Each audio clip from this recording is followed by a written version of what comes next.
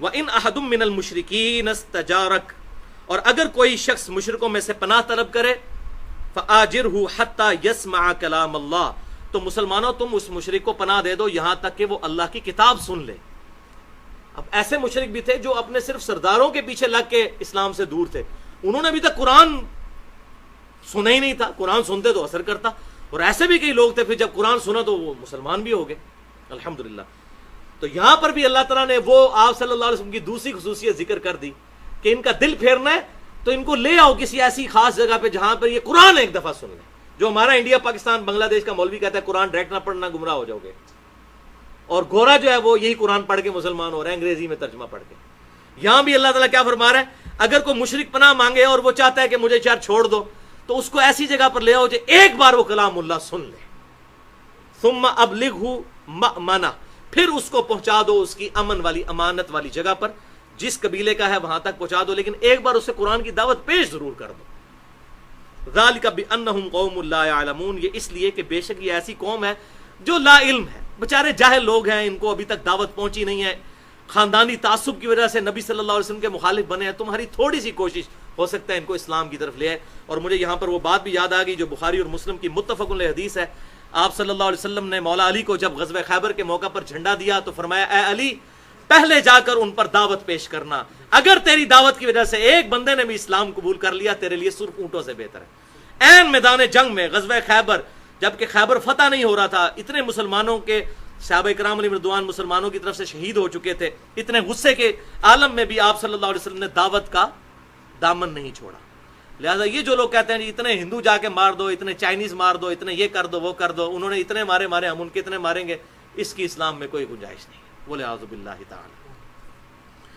اب آخر میں اسی کے حوالے سے میں 4 احادیث بیان کروں گا، تھوڑی سی گفتگو کر لوں اس حوالے سے کہ یہاں پر یہ جو ذکر آیا کہ اللہ اور اس کے رسول کی طرف سے اعلان برات ہے، یعنی اب یہ اعلانیہ عہد توڑ دیا گیا، تو سب سے پہلے اللہ تعالیٰ نے خود اس آیت پر عمل کیا جس کا مسلمانوں کو حکم دیا تھا، جس پہ میں نے مسئلہ نمبر 87 ریکارڈ کروایا تھا، اسلامی طرز حکومت کے 3 اصول۔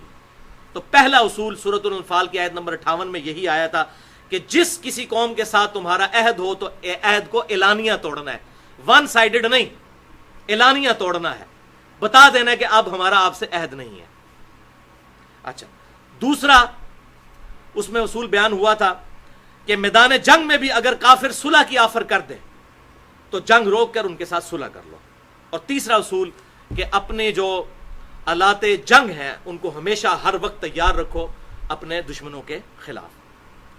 تو اعلانیہ طور پر عہد توڑنے کی یہ پہلی مثال خود اللہ تعالیٰ نے سورۃ التوبہ کے اندر، چونکہ پہلے یہ عہد صلح حدیبیہ کی جو صلح تھی توڑی تھی مشرکین عرب نے، تو اللہ تعالیٰ نے کہا کہ اب تم نے خود چونکہ عہد توڑ دیا اب ہم اس کو رینیو نہیں کریں گے، تمہارے ساتھ سارے عہد ختم، سوائے ان قبیلوں کے ساتھ جن کے ساتھ دوسرے عہد ہیں لیکن وہ بھی رینیو نہیں ہوں گے۔ وہ ہم نے آیات پڑھ لی، پہلی 6 آیات سورۃ التوبہ کی، ان کی مدت پوری کی جائے گی۔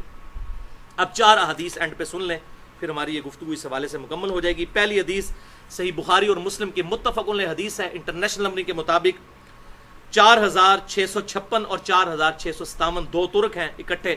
امام بخاری انہی سورۃ التوبہ کی 6 آیات کے کانٹیکسٹ میں لے کر آئے کہ سیدنا ابو ہریرہ رضی اللہ تعالیٰ عنہ کہتے ہیں، یہ 9 ہجری کا واقعہ ہے، 8 ہجری کے اندر فتح مکہ ہوا، تو اس کے بعد جو حج ہوا مشرکین عرب مسلمانوں نے اکٹھا حج کیا۔ 9 ہجری میں بھی مشرکین عرب اور مسلمانوں نے اکٹھا حج کیا، وہ اپنے طریقے سے کرتے رہے، مسلمان اپنے طریقے سے۔ سیدنا ابو بکر صدیق رضی اللہ تعالیٰ عنہ کو نبی صلی اللہ علیہ وسلم نے امیر حج بنا کر 9 ہجری میں بھیجا، یہ اس کا ذکر ہے بخاری میں جو سیدنا ابو ہریرہ کر رہے ہیں۔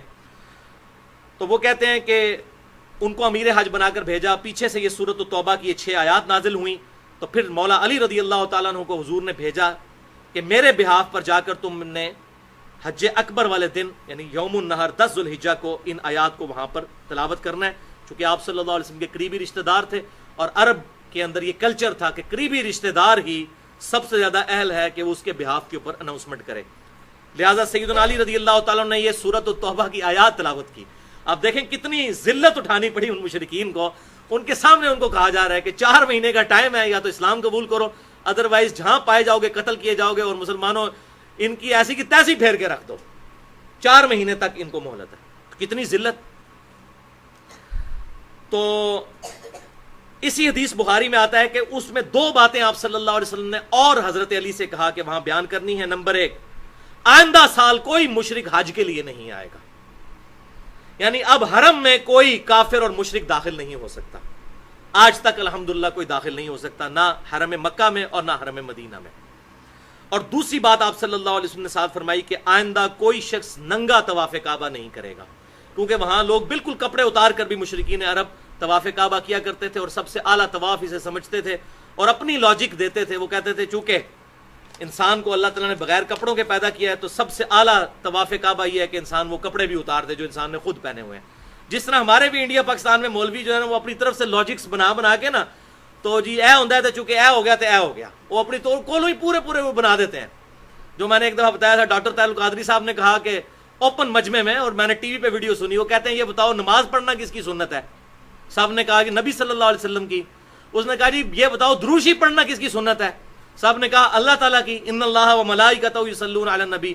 پھر انہوں نے کہا جی ہن دسو اللہ دی سنت افضل ہے یا نبی دی سنت؟ اب لوگ جو ہیں وہ پریشان ہیں کہ اگر کہتے ہیں اللہ کی سنت افضل ہے تو پھر درود شریف کو نماز افضل ماننا پڑتا ہے، اگر کہتے ہیں نبی کی سنت افضل ہے تو معاذ اللہ استغفر اللہ اللہ تعالیٰ سے پرائرٹی دینی پڑتی ہے. تو لوگ بول ہی نہیں رہے بیچارے. تو پھر وہ کیا کہتا ہے، بولو میں بیٹھے ہیں نا اتنے، یعنی میں دوزخ ہی جانا ہستے تو حصے میں دوزخ کھٹنے ہستے بیٹھے ہیں نا، یہی مطلب ہوا نا اس کا. تو پھر صاحب نے کہا جی اللہ کی سنت ہی افضل ہے، تو انہوں نے کہا پھر درود شریف نماز پڑھنے سے افضل ہوا.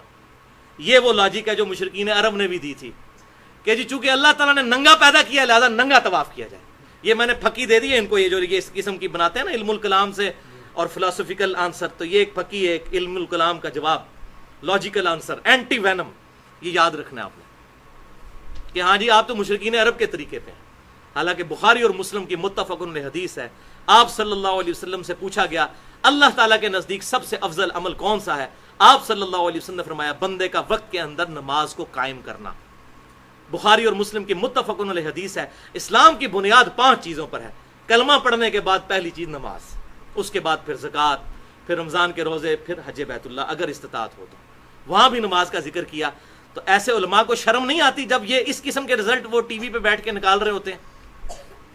بے شرمی کی انتہا ہے. تو مشرکین عرب بھی یہی کہتے تھے ننگا طواف. تو وہ اعلان ہو گیا، صحیح بخاری میں حدیث بھی آ گئی کہ یہ کام نہیں کرنا، 2 کام نہیں کرنے. آندہ کو مشرک حج کے لیے نہیں آئے گا اور ننگا طواف نہیں کیا جائے گا.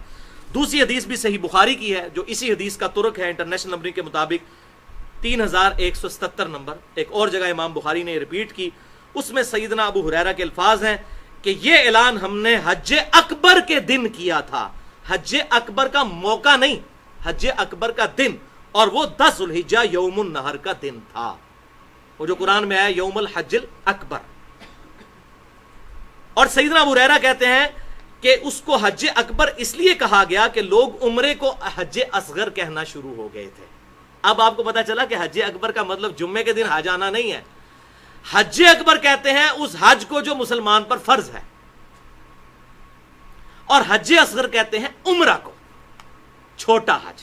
تو یہ بخاری 3177 میں آ گیا. سیدنا ابو ہریرہ کہتے ہیں چونکہ عمرے کو چھوٹا حج کے ہاتھ جانا شروع کر دیا تھا، اس لیے پھر اس حج کو حج اکبر، وہ حج اصغر عمرہ اور یہ حج اکبر. لہذا یہ مسئلہ بھی آج کلیئر ہو گیا جو یہاں پر کنٹروورشل گفتگو چلتی ہے، میں نے الحمدللہ کلیئر کر دیا. تیسری حدیث بھی صحیح بخاری میں ہے 1742، اور یہ حدیث مرفوع ہے. آپ صلی اللہ علیہ وسلم نے خود حج اکبر فرمایا ہے 10 ذو الحجہ کے دن کو، یوم النہر کو. بڑی مشہور حدیث آپ نے سنی ہوگی کہ آپ صلی اللہ علیہ وسلم نے فرمایا یوم النہر جو حجۃ الوداع کا خطبہ، ایک تو یوم عرفہ کو دیا، وہ جمعے کے دن تھا 9 ذو الحجہ کو، ایک 10 ذو الحجہ کو آپ کا خطبہ ہے جو بخاری اور مسلم دونوں میں ہے. مسئلہ نمبر 66A میں نے وہ ڈیٹیل سے بیان کیا ہے، محرم اور واقعہ کربلا سے متعلق 5 علمی پوائنٹس، وہ پوری حدیث بیان کی ہے. اس کا کچھ ٹکڑا میں یہاں پر بیان کرتا ہوں. صحیح بخاری 1742، آپ صلی اللہ علیہ وسلم نے فرمایا تمہارا خون، تمہارا مال اور تمہاری عزت ایک دوسرے پر اسی طریقے سے حرام ہے جس طرح کہ آج کے دن کی حرمت ہے، یعنی یوم النہر 10 ذو الحجہ کی حرمت، اور اس مہینے ذو الحجہ کی حرمت ہے، اور اس شہر مکہ کی حرمت ہے. جس طرح یہ اللہ کے نزدیک قابل عزت ہے، اسی طریقے سے تمہارا خون، مال اور تمہاری عزت ایک دوسرے پر حرام ہے. اور پھر آپ صلی اللہ علیہ وسلم کے الفاظ ہیں اسی بخاری 1742، آپ نے جب یہ خطبہ دیا 10 ذوالحجہ یوم النحر قربانی کے دن، پھر فرمایا ھذا یوم الحج الاکبر، یہ آج کا دن حج اکبر کا دن ہے۔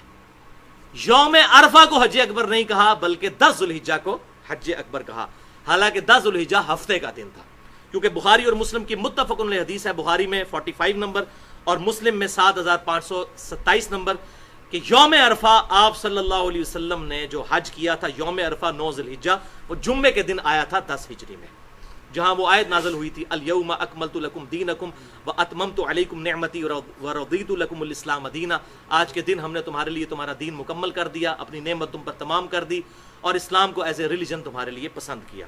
تو یہ بخاری مسلم میں موجود ہے۔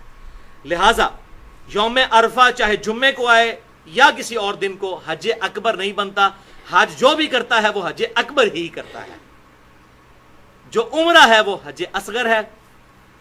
ویسے بھی یوم عرفہ والے دن اگر جمعہ آ بھی جائے تو جمعہ پڑھا تو کوئی نہیں جاتا، ظہرین ہی پڑھی جاتی ہے، میدان عرفات کے اندر جمعہ تو کوئی نہیں ہے۔ جمعہ آ بھی جائے، آپ صلی اللہ علیہ وسلم کا بھی جمعہ آیا تھا لیکن آپ نے ظہر اور عصر جمع کی تھی، جمعہ پڑھنا کوئی نہیں، اور پھر بھی کہنا کہ جی وہ جمعے کی وجہ سے حج اکبر ہو گیا، وہ تو ہے ہی ظہر کی نماز۔ حج اکبر کہتے ہیں حج کو اور حج اصغر کہتے ہیں عمرے کو، حج اکبر بڑا حج اور عمرے کو کہتے ہیں چھوٹا حج۔ الحمدللہ۔ اب اس کے ثبوت میں وہ چوتھی اور آخری حدیث بخاری اور مسلم کی متفق علیہ حدیث ہے، آپ صلی اللہ علیہ وسلم نے فرمایا جس شخص نے رمضان المبارک کے اندر عمرہ کیا گویا کہ اس نے حج ادا کیا۔ رمضان المبارک کے اندر، یعنی رمضان المبارک کا جو عمرہ ہے وہ حج کی طرح ہے، بڑے والے حج کی طرح رمضان کا عمرہ۔ اور مسلم شریف میں الفاظ آتے ہیں کہ راوی کہتے ہیں کہ مجھے شک ہے کہ آپ صلی اللہ علیہ وسلم نے ساتھ یہ بھی فرمایا تھا جس نے رمضان میں عمرہ کیا گویا اس نے میرے ساتھ حج کیا، لیکن مجھے یہ کنفرم نہیں، مجھے ہلکا سا یاد پڑتا ہے، لیکن اس راوی کو تو بھول گیا۔ لیکن ابو داؤد کے اندر انٹرنیشنل نمبرنگ کے مطابق 1990 نمبر حدیث ہے، وہاں کلیئر کٹ راوی کہتے ہیں کہ مجھے یہ بات یاد ہے کہ آپ صلی اللہ علیہ وسلم نے فرمایا تھا جس نے رمضان میں عمرہ کیا گویا کہ اس نے میرے ساتھ حج کیا۔ لہذا جو صحیح مسلم کے اندر اس راوی کو شک تھا وہ اس کا شک نہیں، بالکل کنفرمیشن ہو گئی سنن ابی داؤد کے اندر۔ بہرحال یہ بات تو ایگریڈ اپان متفق علیہ ہو گئی کہ رمضان المبارک کے اندر عمرہ کرنا حج کرنے کے برابر ہے، رمضان کے اندر عمرہ حج اصغر بھی جو ہے وہ حج اکبر کے برابر الحمدللہ ہو جائے گا۔ اللہ تعالیٰ کی طرف سے یہ خاص انعام ہے۔ حج کے حوالے سے میری 200 منٹ کی گفتگو ہے، مسئلہ نمبر 54A اور 54B، حج اور عمرہ کے صحیح احکام و مسائل، اور اسی کی پھر ایکسٹینشن ہے مسئلہ نمبر 54C اور 54D، وہ بھی 200 منٹ کی گفتگو ہے، قبر رسول صلی اللہ علیہ وسلم کی حاضری سے متعلق فرقہ وارانہ نظریات کا تحقیقی جائزہ۔ اللہ تعالیٰ سے دعا ہے جو حق بات میں نے کہی ہمارے دلوں میں راسخ فرمائے، اگر جذبات میں میرے منہ سے کوئی غلط بات نکل گئی تو اللہ تعالیٰ ہمارے دلوں سے محو کر دے، ہمیں کتاب و سنت کی تعلیمات پر عمل کر کے دوسرے بھائیوں تک پہنچانے کی توفیق عطا فرمائے۔ سبحانک اللہم و بحمدک، اشہد ان لا الہ الا انت، استغفرک و اتوب الیک، وما علینا الا البلاغ المبین۔